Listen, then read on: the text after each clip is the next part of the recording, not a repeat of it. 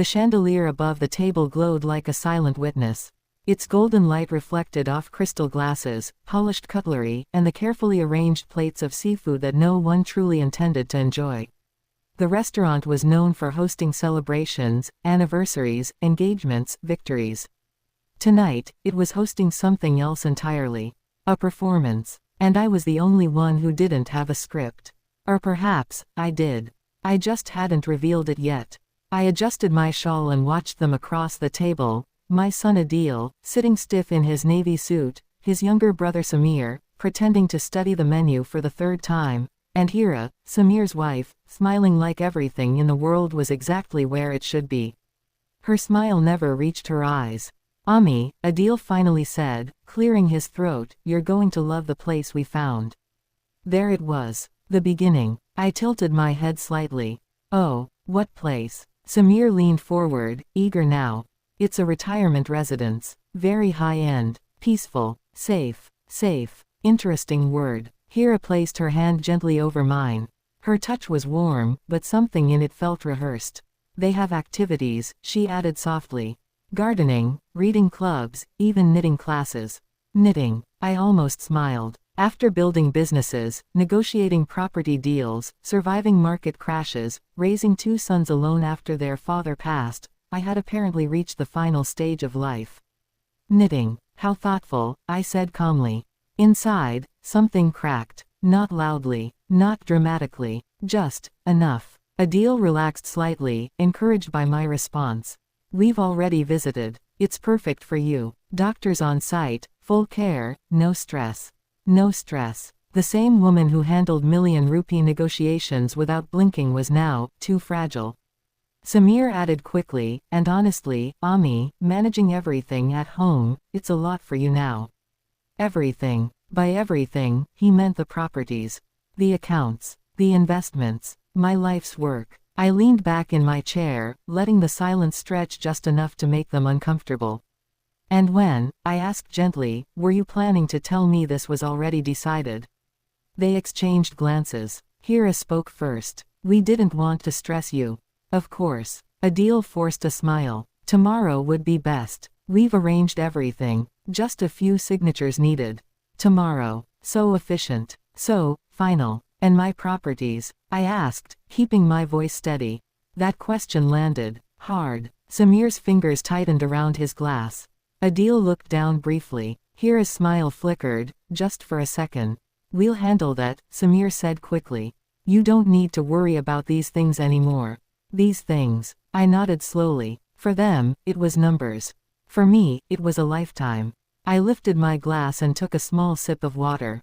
Cool. Controlled. Perfect. "All right," I said. 3 faces lit up instantly. Relief. Victory. Greed disguised as concern. And in that moment, I knew. This wasn't a misunderstanding. This was a plan. A carefully constructed, quietly executed plan, to remove me from my own life. Later that night, the house was unusually quiet. Too quiet. I sat in my room, the small white tablet resting in my palm. "Sleeping aid," Hira had said sweetly. "For your rest." I stared at it for a few seconds, then placed it under my tongue. Waited. Then quietly slipped it into a tissue when no one was looking. I had no intention of sleeping. Not tonight. At exactly 10:45 p.m., I heard voices. Low, excited, careless. I stepped silently toward my bedroom door and left it slightly open. The kitchen lights were on. I moved closer. Adil's voice came first. "The house alone will go for at least 1.8 crore. Samir let out a low whistle. "And the commercial plots? Another crore easily." My breath slowed. Steady. Controlled. Hira spoke next, her tone sharp now, no longer sweet. "We need everything transferred before she changes anything." Before she changes anything. So they did know me. Interesting. Samir laughed quietly. Relax. She barely remembers what she had for breakfast. A lie. One I had created. On purpose. Weeks ago, I had started pretending. Forgetting small things. Repeating questions. Watching. Waiting. Testing. And now, I had my answer.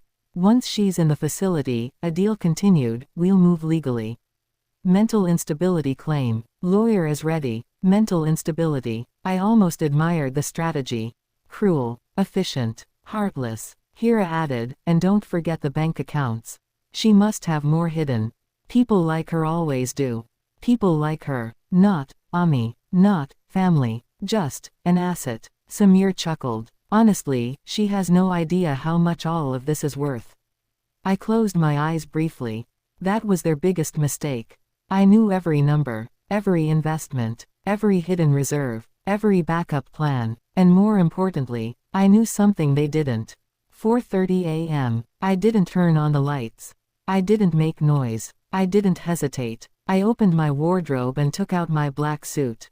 The one I used for serious decisions. Final decisions. I packed a small bag. Passport, jewelry, cash, and one small key. The most important key. The one they didn't know existed. I paused for a moment in the hallway. Looked at the walls. The memories. The photos. Then I turned away. Not with sadness. With clarity. Outside, the air was cold. Fresh. Free. The taxi arrived exactly on time. The driver glanced at me through the mirror. Airport. Yes, I said. One way. No return. The flight. As the plane lifted into the sky, I closed my eyes. Not to sleep. To remember. My husband's voice echoed softly in my mind. Never leave everything in one place.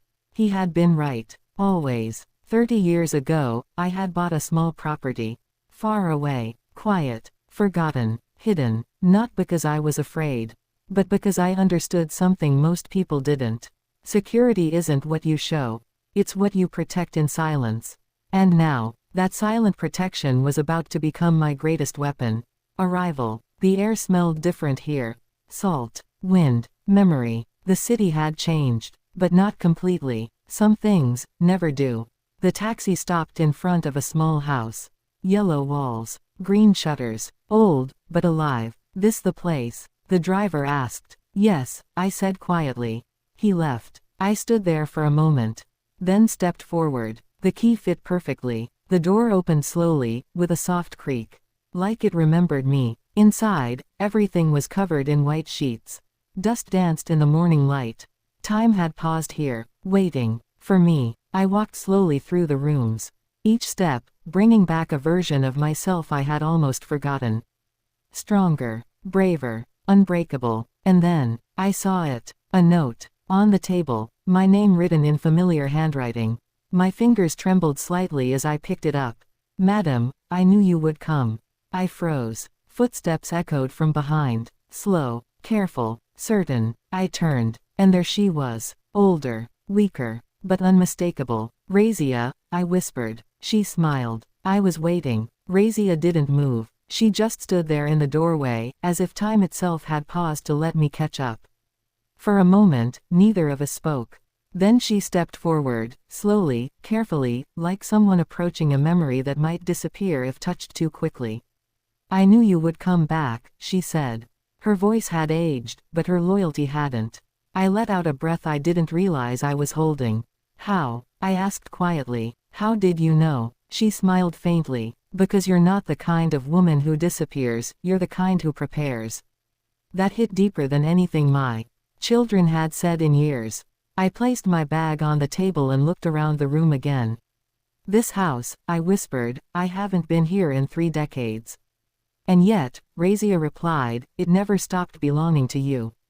The house that knew the truth. We moved into the sitting room. Razia pulled off the white covers from the furniture, one by one. Dust rose into the air like old secrets finally being disturbed. You kept everything, I said. I promised I would, she replied simply. That promise had lasted longer than most relationships in my life. I sat down slowly, my eyes scanning every corner. This was my beginning, I murmured. Razia nodded. And maybe, your new beginning too. I looked at her sharply. You know something. It wasn't a question. She walked toward the old cabinet near the wall and opened a hidden compartment I had almost forgotten existed. From inside, she pulled out a small metal box. My breath slowed. You didn't just come here to hide, she said. You came here, to start something. She placed the box in front of me. And this, she added, is where you left your future. The key to everything. My fingers wrapped around the cold metal. The lock clicked open easily. Inside were documents, carefully preserved, perfectly arranged, untouched, exactly how I had left them. Property papers, bank documents, investment records, and beneath all of them, a thick file, labeled in bold letters, Project Amon. Razia watched me closely. You remember it, don't you?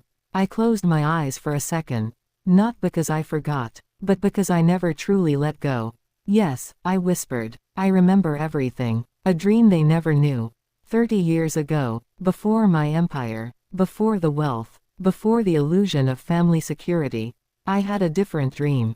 Not money, not property, not status. A place. A safe place. For women like me. Women who built families, only to be abandoned by them. Women who gave everything, and received silence in return. Women who were called burden the moment they stopped being useful. I opened the file. Blueprints, designs, financial breakdowns, legal structures. It was all there. Prepared, planned, protected. Everything is still valid, Razia said. I've been checking every month. Every month. For 30 years. While my own children planned my downfall. The truth about betrayal. Tell me everything, I said, looking at her. Razia hesitated for a moment. Then spoke. They came to me. My heartbeat slowed. Who? Hira, she replied. About 2 months ago. Of course. I leaned back. And what did she want? Razia's expression hardened slightly. She wanted information. About your money, your accounts, any hidden assets. Exactly as I expected. And I told her I didn't know anything. I looked at her carefully. You lied. She met my eyes. For the right reason. A small smile formed on my face. Yes, I said. You did. The biggest mistake they made. Razia walked toward the window. They think you're weak, she said softly. They think I'm finished, I corrected. She turned back toward me. Are you? I stood up. Slowly, deliberately. And for the first time since that dinner.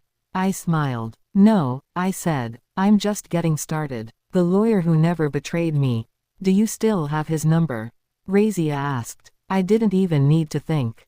I never forgot it. She handed me her phone. My fingers dialed the number from memory.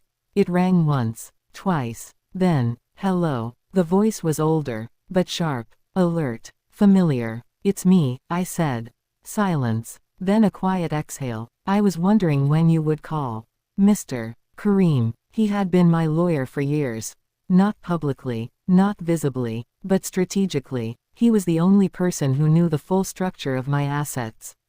The only one who knew about the properties my children had never seen. The only one who understood that I never built wealth. I built control. Are you safe? He asked. Yes. Good, he replied. Because your children are not wasting time. I walked slowly toward the window. What have they done? They've reported you missing, he said.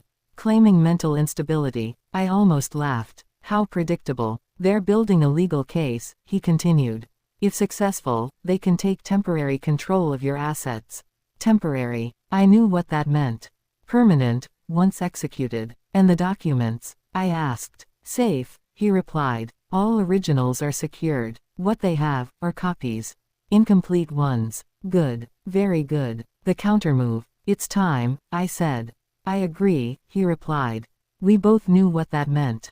No more watching. No more testing. No more silence. Now, it was strategy. They've planned a meeting tomorrow, he added. At your house. I smiled. Of course they had. They think they'll finalize everything.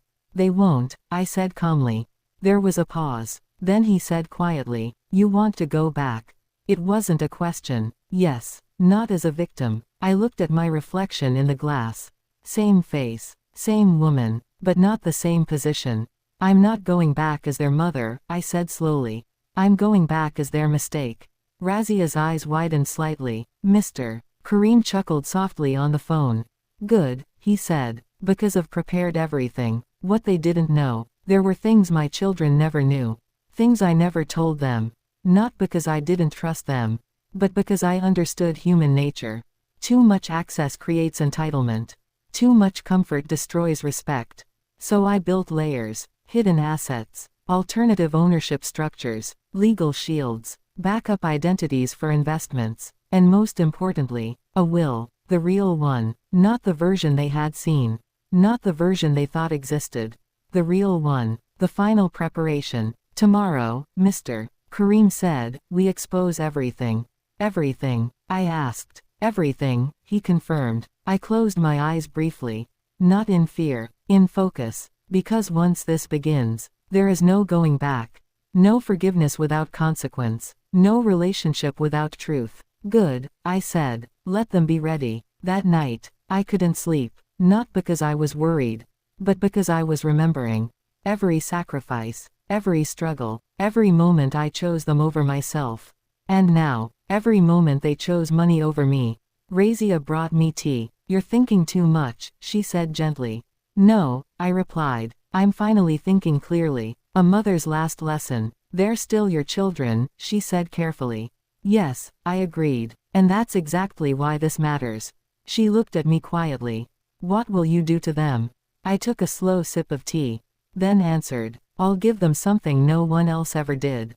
What? The truth. The morning air felt different. Not softer, not warmer, just sharper, like the world knew something was about to happen. I stood outside my house. My house. The same gate, the same walls, the same place where I had spent decades building a life that others had already started dividing in their minds. But today, I wasn't walking in as the woman who left. Today, I was walking in as the woman they underestimated. Razia stood beside me. You're sure? She asked quietly. I didn't look at her. Yes. No hesitation, no doubt, just certainty. A black car pulled up behind us. Right on time. The door opened, and Mr. Kareem stepped out. Same calm face, same sharp eyes, same presence that made people uncomfortable, even when he wasn't speaking. Ready? He asked. I gave a slight nod. Let's finish this. Inside the house, voices, laughter, confidence. They were already celebrating. We hadn't even entered, and they were celebrating. Mr. Kareem pushed the door open. The sound echoed through the hall. And just like that, silence. 3 faces turned toward us. Adil, Samir, Hira. The color drained from all of them at once. For a moment, no one moved, no one spoke. It was as if reality had entered the room, uninvited. Ami, Samir stuttered. Interesting. Now I was, Ami, again. I stepped inside slowly, measured, controlled, every step deliberate. Why does everyone look so surprised? I said calmly. Hira recovered first. Of course she did. She always adapted quickly. You disappeared, she said, forcing concern into her voice. We were worried sick. Worried. I almost smiled. Were you? I asked. My eyes met hers. She looked away first. The setup collapses. Adil stood up quickly. Where were you? He asked, trying to regain control. Do you have any idea what we've been going through? I tilted my head slightly. Yes, I said. I do. His expression tightened. That answer wasn't what he expected. Samir stepped forward. We filed a report, he said. We thought something happened to you. Something did happen, but not what they thought. Mr. Kareem walked past me and placed a file on the table. The same table where they had planned my removal. Good, he said calmly. That makes this easier. Adil frowned. What is this? Clarity, Mr. Kareem replied. The first crack. I sat down, not as a guest, not as a victim, as the owner of everything in that room. You were having a meeting, I said. Please, continue. No one moved. No one dared. The confidence they had just minutes ago was gone, replaced by uncertainty, fear, exposure. Hira forced a small laugh. There's no meeting, Ami. We were just discussing your care. Stop, I said. One word. Calm, but absolute. She froze. Truth enters the room. Mr. Kareem opened the file. Since everyone is here, he said, let's address the situation properly. Adil crossed his arms. We don't need a lawyer for family matters.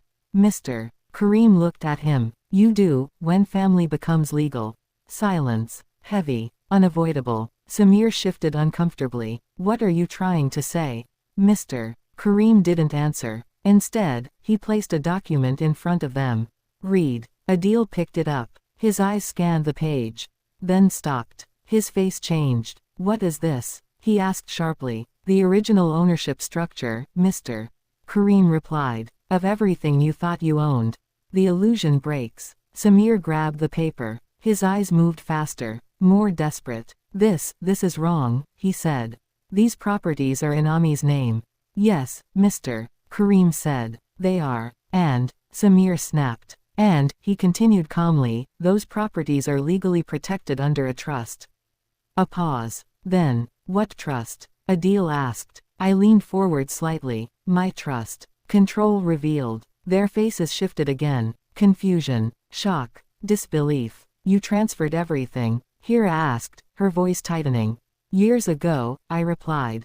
Samir shook his head. No, that's not possible.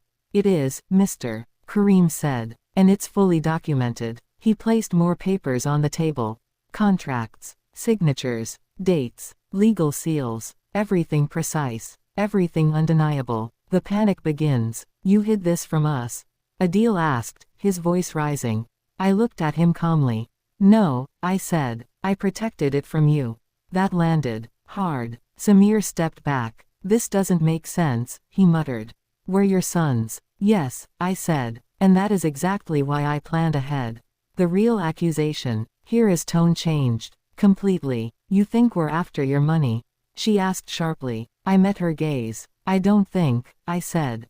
I heard. Silence. Pure. Devastating. Samir's eyes widened. Adil stiffened. Hira didn't move. What do you mean? Adil asked slowly. I stood up. Walked toward them. One step at a time.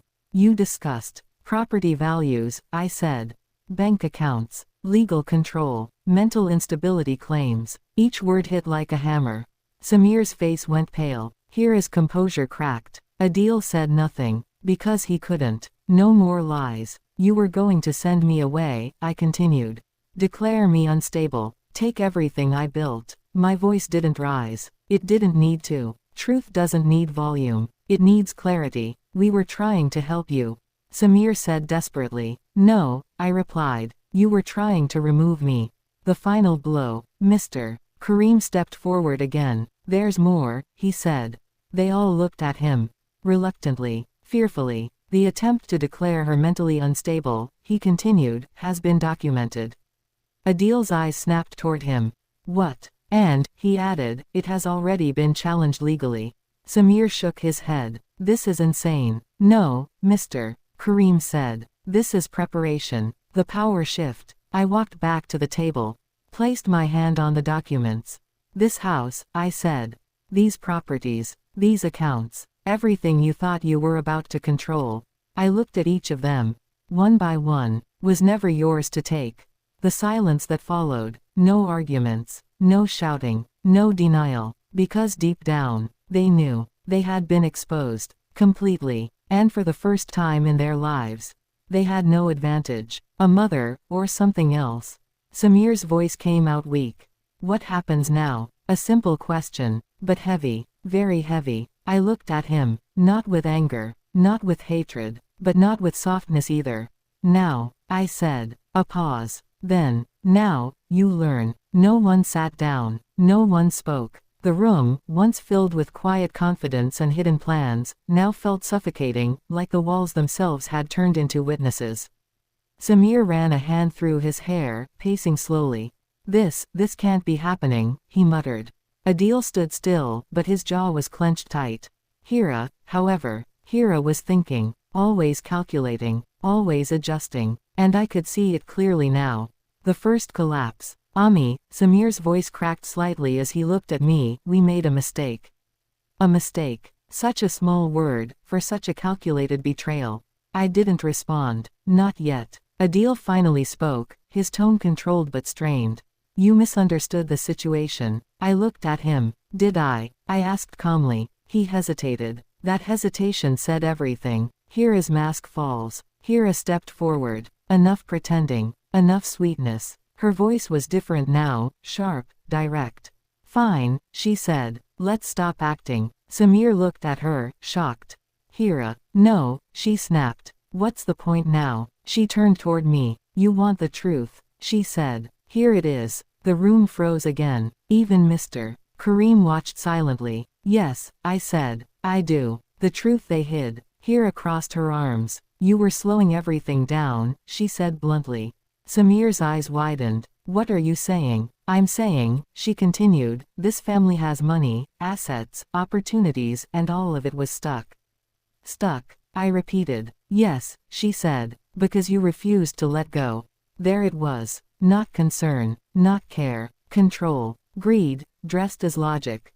Adil closed his eyes briefly. Hira, enough. No, she said again. You should have said this long ago. The poison spreads. She pointed toward the documents. You built everything, fine, she said. But what was the plan? Hold it forever. Her words were fast now. Aggressive, unfiltered. We have lives too, she added. Ambitions, plans. Do you expect us to wait until, what? Until it's too late. Samir whispered, this isn't how we talked about it. Hira ignored him. People transfer wealth, she continued. They trust their children. I looked at her carefully. Trust, I repeated softly. She didn't flinch. Trust is earned, I said. Adil breaks. Enough. Adil suddenly snapped. Everyone turned to him. His voice wasn't calm anymore. It wasn't controlled. It was breaking. This wasn't supposed to happen like this, he said, running a hand over his face. I watched him quietly. Finally, honesty was pushing through. We just wanted security, he added, his voice lower now. For who? I asked. He didn't answer immediately. Then quietly, for us. The real fear. Samir looked between us, lost. You're acting like we're criminals, he said. No, I replied. I'm acting like I finally understand you. He froze. That hurt him more than anger ever could.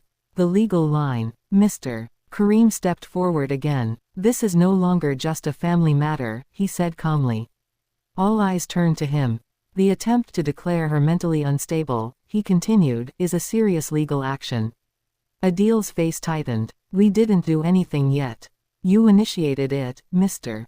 Kareem replied. That is enough. Samir's voice dropped. What does that mean? It means, he said, there can be consequences. Fear becomes real. Silence again. But this time, it was different. Not tension. Fear. Real fear. Hira finally spoke, slower now. You wouldn't do that, she said, looking at me. I held her gaze. Wouldn't I? For the first time, she looked unsure. The mother they forgot. I took a step forward. You thought I was weak, I said. No one interrupted. No one denied it. You thought I was confused, I continued. Still silence. You thought I didn't understand what was happening in my own house. Samir lowered his head. Adil said nothing. Hira looked away. The line between love and consequence. I gave you everything, I said. Not loudly, not emotionally, just truth. And you decided that wasn't enough. Samir whispered, we were wrong. Adil finally spoke again. What do you want us to do? He asked. That question. That was the moment. The turning point. The decision begins. I looked at all three of them. Long, carefully, measuring not their words, but their reality. Then I said, I'm not here for an apology. They looked up, confused, uneasy. Apologies are easy, I continued. They don't change intention. Samir swallowed. Then what? I took a slow breath. Then answered, I'm here for truth. The final reveal. Mr. Kareem placed one last document on the table. This, he said, is the official structure moving forward. Adil picked it up slowly. His hands weren't steady anymore. Samir leaned in. Hira stepped closer. They read. And as they read, everything changed. What they saw. A trust. Irrevocable. Locked. Untouchable. Assets secured. Control centralized. But that wasn't the shocking part. The shocking part was where everything was going. Samir looked up first. This is a charity. I corrected him. No, a foundation. Project Amon Lives. Hira frowned. What is this? I met her eyes. This is my legacy. Adil's voice dropped. You're giving everything away. Not everything, I replied. Just what you thought you'd take. The purpose they never understood. It will be built, I said. A place for women who were abandoned, betrayed, or discarded. Samir stared at me, silent. Adil looked shaken. Hira said nothing. Because for the first time, this wasn't about them anymore. The final question. Samir's voice came out weak. And us. I looked at him, long, carefully, then said, that depends. That depends. My words didn't echo, they settled, heavy, final. Samir looked at me like a child again, lost, uncertain, waiting for direction. Adil didn't look away this time. And Hira, for the first time since I had known her, she had nothing to say. The weight of consequence. What does that mean? Samir asked quietly. I walked slowly toward the window. The same window where I had once stood, believing this house was full of love. It means, I said, that for the first time in your lives, your future is not guaranteed. Silence. No arguments. No anger. Because they understood. Everything had shifted. No more inheritance. You were waiting for something, I continued. An eventual transfer, an expected outcome. Adil's voice came out low. That's how families work. I turned to him. No, I said. That's how entitlement works. That hit harder than anything before. A mother's final judgment. I raised you to build, I said. Not to wait. Samir's eyes filled slightly. We didn't wait, we just. You calculated, I interrupted. He stopped. Because that was the truth. Hira's last attempt. Hira stepped forward again. But this time, her confidence was gone. If everything is going to this foundation, she said carefully, then what happens to your own family? I held her gaze. My family, I said slowly, made their choice. Her lips pressed together. She had no argument left. The real offer. I walked back to the table. Placed my hand on the documents. Then spoke clearly. I am not taking everything away. All three of them looked up instantly. Hope, fear, confusion, mixed together. But I am changing the rules. Earned, not given. You will not inherit wealth, I said. You will earn trust. Samir whispered, how? I looked at him. If you want to be part of my life and my legacy. A pause. Then, you will work for it. Adil frowned slightly. What does that mean exactly? Mr. Kareem stepped in. It means, he said, you will be part of the foundation. Samir blinked. As, what? I answered myself. As contributors, not owners, not controllers, not beneficiaries, contributors. A new reality. Hira shook her head slightly. You expect us to just work under you. No, I said calmly. I expect you to prove that you deserve to stand beside me. That difference changed everything. The hardest truth. You wanted control, I continued. Now you get responsibility. Samir sat down slowly, processing. Adil remained standing, but his resistance was fading. And if we refuse? He asked. I met his eyes. Then you walk away. No threats. No anger. Just clarity. And everything continues, without you. The choice. No one spoke. Because now, there was nothing left to argue. Only a decision. Samir looked at Adil. Adil looked at the documents. Hira looked at both of them. For once, she wasn't leading. The first step back. Samir spoke first. I'll do it. His voice wasn't strong, but it was honest. I was wrong, he added quietly. And I know that now. I didn't respond. Not yet. Adil took longer. As expected. Finally. I don't agree with everything, he said. Of course he didn't. But, he continued, exhaling slowly, I understand. That was enough. For now. Here is silence. All eyes turned to her. She looked at me, then at the documents. Then away. I need time, she said. I nodded. Take it. Because unlike before, time was no longer working in her favor. The end of one story. Mr. Kareem closed the file. It's done, he said. Yes, it was. Not just legally, emotionally, completely. Months later, the building stood tall, not luxurious, not extravagant, but strong, purposeful, alive. At the entrance, a simple name. Aman Foundation. Women walked in, not as victims, but as survivors, builders, fighters, people who had lost everything, and were ready to start again. A different kind of family. Samir worked in operations, quietly, sincerely, learning, growing. Adil handled logistics and expansion. Still serious, still controlled, but changing, slowly. And Hira, she came back, not immediately, not easily, but eventually. And when she did, she didn't ask for control. She asked for a role. That was her first real step. The final scene. I stood at the entrance one evening, watching people walk in, watching something real finally take shape. Razia stood beside me. You built it, she said softly. I shook my head. No, I replied. I protected it. The last lesson. She looked at me. And them? She asked, glancing inside. I followed her gaze. They're still learning, I said. And you? I smiled slightly. I already learned. Final line. Some people inherit wealth, but the strongest ones rebuild their legacy.